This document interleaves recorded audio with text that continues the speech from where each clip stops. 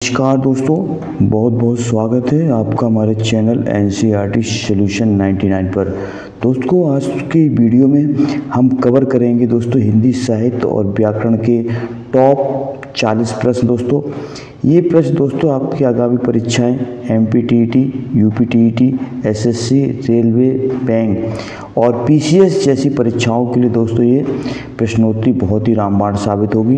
तो दोस्तों आप हमसे जुड़ें और आप हमारे चैनल को सब्सक्राइब कर लें दोस्तों, लाइक कर दें और इस प्रश्नोत्तरी का दोस्तों पेन कॉपी लेकर बैठें और प्रश्नों को हल करें और हमें कमेंट सेक्शन में अपनी प्रतिक्रिया अवश्य दें दोस्तों। तो दोस्तों देखते हैं आज इस प्रश्नोत्तरी को।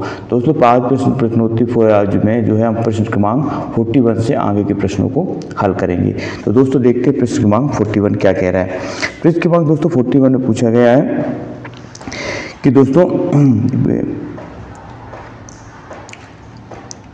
प्रश्न क्रमांक दोस्तों 41 में पूछा गया गौमय का तद्भव रूप क्या होगा। दोस्तों बताना गौमय का तद्भव रूप बताना है। तो इसमें 4 ऑप्शन दिए दोस्तों। पहला दिया दोस्तों गौमय, पहला दिया गोवध, दूसरा दिया दोस्तों गौमूत्र, तीसरा दिया दोस्तों गोबर और चौथा दिया दोस्तों इनमें से कोई नहीं। तो दोस्तों बताना है गौमय का तद्भव क्या होगा। तो दोस्तों प्रश्न क्रमांक 41 का जो राइट आंसर है दोस्तों वो है दोस्तों ए। गौमय का जो तद्भव रूप होगा दोस्तों, तद्भव होगा वो होगा गोबर। दोस्तों गोबर जो है तद्भव शब्द है और गौमय जो है दोस्तों ये तत्सम शब्द है। दोस्तों तत्सम शब्द वो होते हैं जो सीधे संस्कृत से लिए गए हैं और जो विकृत हो गए हैं दोस्तों वो जो तद्भव शब्द कहलाते हैं। इस तरह दोस्तों प्रश्न क्रमांक 42 देखते हैं उल्लूक का तद्भव क्या होगा। दोस्तों प्रश्न क्रमांक 42 में पूछा उल्लूक का तद्भव क्या होगा। 4 ऑप्शन है दोस्तों, ऊखल, उल्लू, गधा और ऊंट। तो दोस्तों प्रश्न क्रमांक 42 का राइट आंसर दोस्तों उल्लू। उल्लूक का दोस्तों तद्भव उल्लू होता है, इसका राइट आंसर दोस्तों बी है। प्रश्न क्रमांक दोस्तों 43 देखते हैं ढोला मारू दुहा किसकी कृति है। दोस्तों बहुत ही आईएमपी क्वेश्चन है दोस्तों। ढोला मारू दुहा किसकी कृति है। 4 ऑप्शन दिए दोस्तों, पुष्पदंत, कुशल लाभ, जो इंदु और धनपाल। दोस्तों ढोला मारू दुहा एक आदिकालीन प्रमुख रचना है और दोस्तों इस रचना के लेखक दोस्तों कुशल लाभ या कई जगह दोस्तों कुशल राय भी लिखा मिलेगा आपको। तो ढोला मारू दुहा ये दोस्तों राजस्थान साहित्य से संबंधित है और इसके लेखक है दोस्तों कुशल लाभ। तो दोस्तों प्रश्न क्रमांक 43 का राइट आंसर दोस्तों है बी। प्रश्न क्रमांक दोस्तों 44 देखते हैं। प्रश्न क्रमांक 44 में क्या पूछा गया। प्रश्न क्रमांक दोस्तों 44 में पूछा गया भविष्य कहा की रचनाकार कौन सा। दोस्तों भविष्य कहा की रचनाकार बताना है। 4 ऑप्शन दिए दोस्तों, स्वयंभू और दूसरा दिया दोस्तों धनपाल, तीसरा दिया दोस्तों विद्याधर और चौथा दिया दोस्तों जिनदत्त सूर। तो दोस्तों भविष्य कहा के रचनाकार दोस्तों धनपाल है, इसका राइट आंसर दोस्तों बी है। प्रश्न क्रमांक दोस्तों 45 देखते हैं डॉक्टर गणपति चंद्र गुप्त ने हिंदी का पहला कवि किसे माना है। दोस्तों बहुत ही महत्वपूर्ण क्वेश्चन है। डॉक्टर गणपति चंद्र गुप्त ने दोस्तों हिंदी साहित्य का आधुनिक इतिहास के नाम से पुस्तक लिखी दोस्तों। तो इनके जो बताना है इनके अनुसार जो है हिंदी का पहला कवि कौन है दोस्तों गणपति चंद्र गुप्त के अनुसार। तो दोस्तों गणपति चंद्र गुप्त के अनुसार हिंदी का पहला कवि दोस्तों मुनि शालिभद्र सूद दोस्तों हिंदी का पहला कवि माना गया है। इसके बाद दोस्तों प्रश्न क्रमांक 46 से सिद्धों की संख्या कितनी बताएगी। दोस्तों बहुत ही महत्वपूर्ण क्वेश्चन है। अक्सर परीक्षाओं में दोस्तों ये प्रश्न पूछा जाता है सिद्धों की संख्या कितनी बताएगी। दोस्तों सिद्धों की संख्या थी 84, इसको आप अच्छी तरह से याद रखें। सिद्धों की संख्या 84 और दोस्तों नाथों की संख्या 9। तो दोस्तों आपको याद रखना सिद्धों की संख्या 84 थी और नाथों की संख्या दोस्तों 9 थी और जिसमें दोस्तों आदिनाथ दोस्तों मछेंद्रनाथ और इसके बाद दोस्तों आदिनाथ दोस्तों इन्हें शिव भी कहा जाता है आदिनाथ को। प्रश्न क्रमांक 47 दोस्तों वर्ण रत्नाकर की रचयिता कौन है। दोस्तों वर्ण रत्नाकर एक महत्वपूर्ण रचना है, आदिकालीन रचना है दोस्तों और इसके रचनाकार है दोस्तों ज्योतिषर ठाकुर। इसका दोस्तों 47 का राइट आंसर सी है दोस्तों। प्रश्न क्रमांक दोस्तों 48 देखते हैं श्रवकाचार किसकी रचना है। दोस्तों श्रवकाचार पूछिए किसकी रचना है। धनपाल, देवसेन, सरहपाद और इनमें से कोई नहीं। तो दोस्तों श्रवकाचार रचना है दोस्तों वो है देवसेन की। दोस्तों जैन साहित्य से संबंधित रचना है दोस्तों श्रवकाचार और इसके लेखक है दोस्तों देवसेन। तो 48 का दोस्तों राइट आंसर है डी। 48 का दोस्तों राइट आंसर है वो है दोस्तों देवसेन। इसके बाद दोस्तों प्रश्न क्रमांक देखते हैं नारी निंदा किस संप्रदाय में मिलती है। दोस्तों बताना नारी निंदा किस संप्रदाय में मिलती है। दोस्तों 4 ऑप्शन दिए, नाथ संप्रदाय, छिद्र संप्रदाय, जैन संप्रदाय, उपयुक्त में से कोई नहीं। तो दोस्तों फिर नारी निंदा दोस्तों मिलती है, वो मिलती नाथ संप्रदाय में।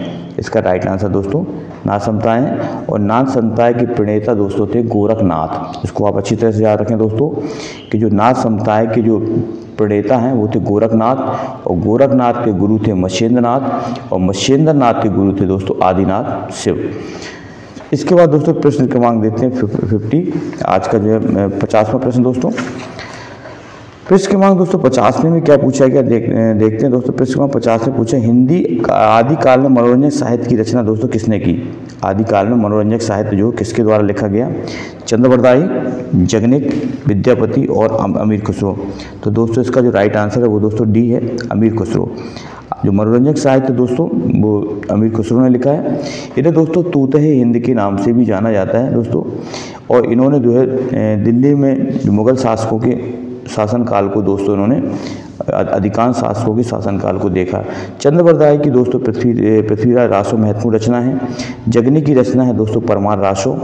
और विद्यापति की रचना है दोस्तों आपको पता है विद्यापति जो है आदिकाल के श्रृंगारिक कवि के रूप में जाने जाते हैं। इसके बाद दोस्तों प्रश्न नंबर 51 देते हैं, इनमें से कौन सा राम भक्त कवि है। दोस्तों बताओ राम भक्त कवि कौन सा है। तुलसीदास, लालदास, अग्रदास, ये सभी। तो दोस्तों इसका जो राइट आंसर है वो है डी, ये सभी। दोस्तों तुलसीदास, लालदास और अग्रदास तीनों दोस्तों राम भक्त कवि हैं। रत्यादि का सही संधि विच्छेद क्या होगा। दोस्तों रत्यादि का सही संधि विच्छेद हो बताना 52 का। रत्य प्लस आदि, रति प्लस आदि, रत्या प्लस दी, इनमें से कोई नहीं। तो दोस्तों 52 का जो राइट आंसर है वो है दोस्तों बी, रति प्लस आदि। इसके बाद दोस्तों प्रश्न क्रमांक 53 कबीर वाणी के डिटेक्टर थे, ये कथन किसका है। दोस्तों बहुत ही IMP कथन है, अक्सर परीक्षाओं में पूछा जाता है कि कबीर वाणी के डिक्टेटर। डिक्टेटर का अर्थ होता है दोस्तों तानाशाह। तो दोस्तों बताना कबीर वाणी के डिक्टेटर थे, ये कथन किसका है। डॉक्टर धर्मवीर, आचार्य रामचंद्र शुक्ल, आचार्य हजारी प्रसाद द्विवेदी, डॉक्टर नगेन। तो दोस्तों ये जो महत्वपूर्ण कथन है, ये कथन है दोस्तों आचार्य हजारी प्रसाद द्विवेदी का। आचार्य हजारी प्रसाद द्विवेदी दोस्तों हिंदी साहित्य का आदिकाल में दोस्तों कबीर को जो है वाणी का डिक्टेटर माना है दोस्तों। कबीर की रचनाओं में बीजक नाम, दोस्तों कबीर की रचनाओं में बीजक नाम जो है किसने संकलन किया। दोस्तों कबीर की रचनाओं को बीजक नाम से संकलन किया था, उनका नाम बताना है। दोस्तों कबीर की रचनाओं को जो बीजक नाम से संकलन किया था वो दोस्तों किया था धर्मदास ने। धर्मदास दोस्तों कबीरदास जी के शिष्य थे, और दोस्तों इन्होंने 1446 ईस्वी में दोस्तों कबीर की रचनाओं को बीजक नाम से संकलित किया था। प्रश्न क्रमांक 55 देखते हैं दोस्तों कबीर बीजक में संकलित रचनाएं हैं। तो बीजक में कौन कौन सी रचनाएं संकलित हैं। दोस्तों साखी, शबद, रमैनी, दोस्तों तीनों रचनाएं बीजक के भाग हैं, और इसका दोस्तों राइट आंसर है डी। 55 का राइट आंसर दोस्तों डी, ये सभी। प्रश्न क्रमांक 56 देखते हैं भक्ति काल की समय सीमा आचार्य शुक्ल द्वारा मानी गई। दोस्तों बताना भक्ति काल की समय सीमा कब से कब मानी जाती है। 4 ऑप्शन दोस्तों 1350 से 1650, 1375 से संबत, 1700 विक्रम संबत, 1700 से 1900 विक्रम संबत, इनमें से कोई नहीं। तो दोस्तों इसका जो राइट आंसर दोस्तों वो है संबत 1375 से। तो दोस्तों अब जो भक्ति काल की सीमा है तो आदिकाल है दोस्तों 1050 से 1375 दोस्तों, और 1375 से 1700 का जो विक्रम संबत है दोस्तों वो भक्ति काल के नाम से जाना जाता है। और दोस्तों हिंदी प्रश्न 57 देखिए हिंदी साहित्य का स्वर्ण युग माना जाता है। दोस्तों बहुत ही IMP क्वेश्चन है, हिंदी साहित्य का स्वर्ण युग बताना किसको माना जाता है। आदिकाल को, भक्ति काल को, रीतिकाल को, आधुनिक काल को। तो दोस्तों हिंदी साहित्य का जो स्वर्ण युग है दोस्तों वो माना जाता है भक्ति काल को। इसका राइट आंसर दोस्तों बी है। दोस्तों इसको स्वर्ण युग जो है गियर्सन ने कहा था भक्ति काल को। और भक्ति काल में जो साहित्य रचा गया दोस्तों बहुत ही जो है साहित्य बहुत ही महत्वपूर्ण साहित्य था। कबीर और तुलसीदास जैसे महान साहित्यकार हुए, इस वजह से दोस्तों आदिकाल को स्वर्ण युग के नाम से जाना जाता है। इनमें से द्विवेदी युगीन कवि नहीं है। दोस्तों बताना द्विवेदी युग का कौन सा कवि नहीं है। गया प्रसाद शुक्ल स्नेही, मैथिली शरण गुप्त, अयोध्या सिंह उपाध्याय हरिऔध और राधा चरण गोस्वामी। तो दोस्तों बताना कौन सा कवि है द्विवेदी युग का नहीं है। दोस्तों इसका जो राइट आंसर दोस्तों राधा चरण गोस्वामी दोस्तों द्विवेदी युग के कवि नहीं है। प्रश्न क्रमांक 59 छायावादी कवि चतुष्ट में शामिल बताना नहीं है। बताना छायावादी कवि के जो 4 स्तंभ है दोस्तों उनमें कौन सा कवि है जो शामिल नहीं है छायावादी कवियों में। पंत, निराला और बच्चन और प्रसाद। दोस्तों इसका जो राइट आंसर बच्चन दोस्तों जो छायावादी कवि नहीं दोस्तों ये हालावादी कवि हैं। इसका आपको अच्छी तरह याद रखेंगे। इनका पूरा नाम था हरिवंश राय बच्चन। प्रश्न क्रमांक 60 में देखते कौन सी रचना हरिवंश राय बच्चन की है, मधुशाला, मधुबाला, मधु दिशा निमंत्रण, ये सभी। तो दोस्तों इसका राइट आंसर है डी, ये सभी तीनों रचनाएं दोस्तों हरवंश राय बच्चन की हैं। प्रश्न क्रमांक दोस्तों 61 देखते हैं, रघुवीर सहाय किस सप्तक के कवि थे? दोस्तों तार सप्तक, दूसरा तार सप्तक, तीसरा तार सप्तक और चौथा तार सप्तक। तो दोस्तों इसका जो राइट आंसर है वो है दोस्तों बी, रघुवीर सहाय दोस्तों दूसरे तार सप्तक के दोस्तों कवि थे। और दोस्तों तार सप्तकों का प्रकाशन दोस्तों अज्ञेय द्वारा किया गया था। अज्ञेय के दोस्तों समय में, अज्ञेय के कारण 4 तार सप्तक प्रकाशित हुए। प्रश्न क्रमांक दोस्तों 62 देखते हैं, सर्वेश्वर दयाल सक्सेना की कविताएं दोस्तों बताना किस संकलन में संकलित है? तार सप्तक, दूसरा तार सप्तक, तीसरा तार सप्तक और चौथा तार सप्तक। तो दोस्तों इसका जो राइट आंसर है दोस्तों तीसरा तार सप्तक दोस्तों सर्वेश्वर दयाल सक्सेना की कविताएं संकलित है। इनकी दोस्तों प्रमुख रचना है काठ की घंटियाँ, ये दोस्तों इनकी प्रमुख रचना है काठ की घंटियाँ। प्रश्न क्रमांक दोस्तों देखते हैं 63 में क्या पूछा गया है?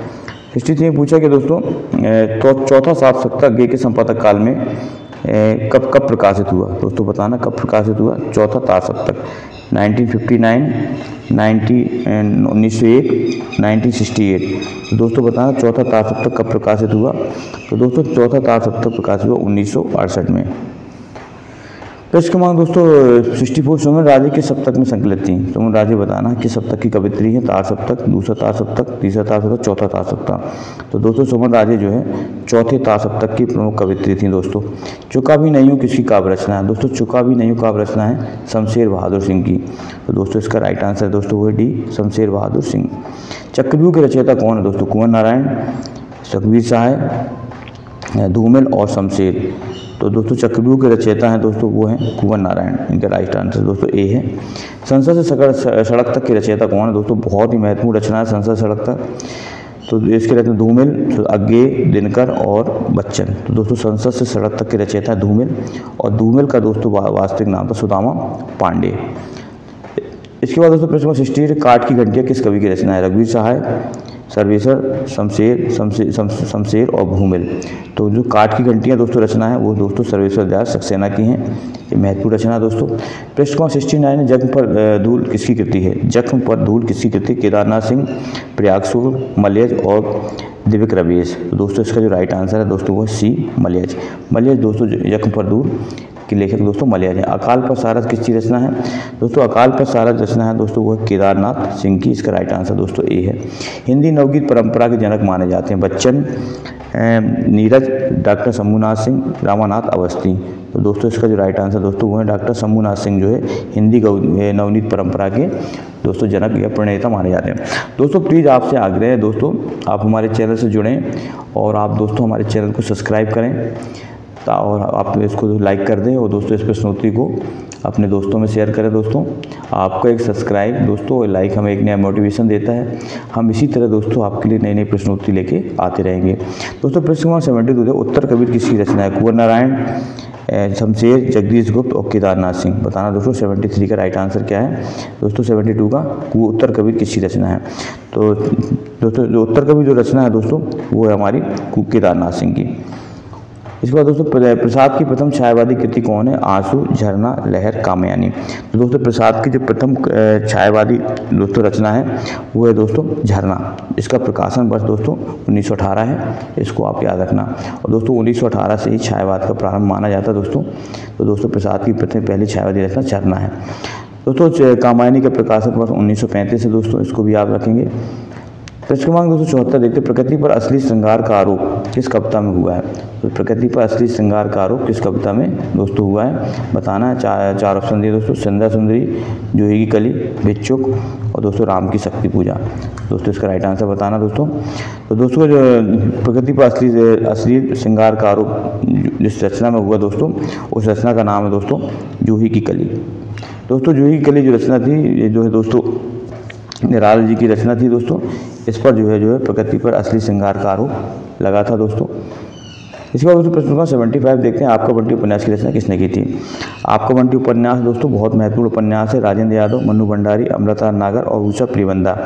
तो दोस्तों इसका जो राइट आंसर दोस्तों वो है मन्नू भंडारी। आपका बंटी जो है उपन्यास की रचना मन्नू भंडारी द्वारा की गई थी दोस्तों। राजेंद्र यादव उनके पति थे, इन दोनों के सहयोग से दोस्तों ये आपका बंटी उपन्यास की रचना हुई दोस्तों। 55 कमल लाल दीवारें किसका उपन्यास है दोस्तों? ऊषा प्रियवंदा, कृष्णा सोबती, मन्नू भंडारी और नासरा शर्मा। तो दोस्तों इसका जो राइट आंसर है दोस्तों वो है ऊषा प्रिबंधा। 55 खम्भे लाल दीवारें जो रचना है दोस्तों ऊषा प्रिबंधा की महत्वपूर्ण रचना है। प्रश्न दोस्तों 77 देखते हैं। प्रश्न 77 में क्या पूछा गया। प्रश्न 77 दोस्तों पूछा सोना माटी किसकी रचयिता कौन है। तो सोना माटी की रचयिता बताना दोस्तों विवेकी राय, और दूसरा दिया दोस्तों प्रेमचंद, भगवती चरण वर्मा और दोस्तों अमृता नागर। तो दोस्तों इसका जो राइट आंसर है दोस्तों 77 का वो है हमारा विवेकी राय। इसके दोस्तों महत्वपूर्ण रचनाकार है दोस्तों विवेकी राय। प्रश्न 78 दोस्तों इनमें से लखनऊ के उपन्यासकार हैं।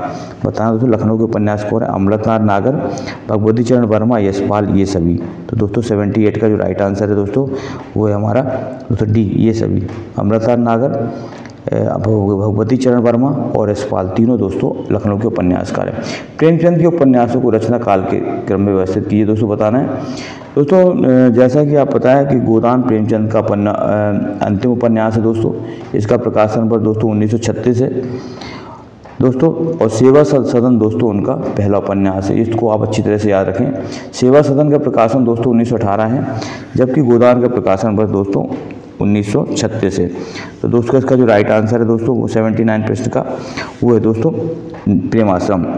प्रेमाश्रम, रंगभूमि, निर्मला और गोदान। इसका दोस्तों राइट आंसर है बी। प्रश्न क्रमांक 80 देखते हैं। आज का दोस्तों अंतिम प्रश्न है ये। हजारी प्रसाद द्विवेदी के उपन्यास कौन से। बाणभट्ट की आत्मकथा, चारुचंद्र लेख, पुनर्वाह, ये सभी। तो दोस्तों हजारी प्रसाद द्विवेदी के तीनों महत्वपूर्ण उपन्यास है दोस्तों। इसके हिसाब से दोस्तों इसका 80 का राइट आंसर दोस्तों डी है। तो दोस्तों ये थी आज की महत्वपूर्ण प्रश्नोत्तरी। टॉप 40 प्रश्न थे दोस्तों। हमें आशा है दोस्तों आपकी प्रश्नोत्तरी आपकी लाभकारी साबित होगी। दोस्तों प्लीज़ आपसे आग्रह है, पुनः आग्रह है, आप हमारे चैनल को सब्सक्राइब दें, हमें अपना इसी तरह प्यार और स्नेह देते रहें दोस्तों। हम आपके लिए दोस्तों इसी तरह नई नई प्रश्नोत्तरी लेके आते रहेंगे। दोस्तों आपका दिन शुभ हो।